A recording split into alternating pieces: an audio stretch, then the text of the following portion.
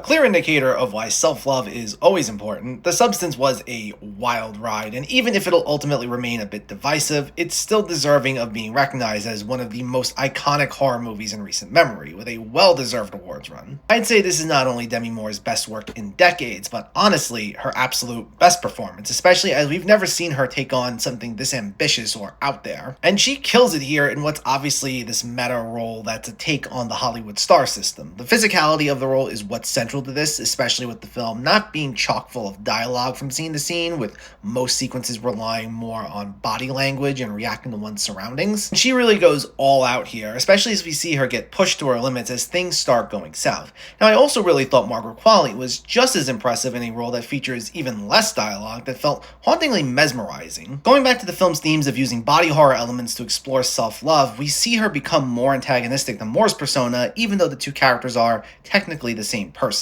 And while the two central performances are integral to this, the technical side is just as important. The exaggerated camera angles from Coralie Farjat to give each scene this heightened absurdity to the way these separate personas are viewed by others was brilliant, and at times they even add a bit of dark humor to the mix. I mean, of course, there's the scene with Dennis Quaid eating the shrimp that particularly comes to mind, and the body horror elements also come to life through a masterful use of prosthetics and makeup during the sequences of the personas splitting apart, or during moments where we see the effects if a switch goes haywire. And some of these moments are showcased through some pretty bloody, grotesque imagery, sometimes played a bit comically, but Farjat and the team do such a great job at making these moments feel so real and uncomfortable that it makes yet another case as to why practical effects will always be better than CGI to portray these sort of things. I do think for how surreal the film gets, especially in the third act, that'll remain a bit polarizing for some viewers. It's a film that starts off somewhat grounded that only dives further into something wilder, and if anyone was hoping for this to circle back to that reality, they'll be a bit disappointed. But all in all, it makes for such a unique, clever body horror that I had a great time with, and I think will be remembered by fans of this genre as one of the modern classics.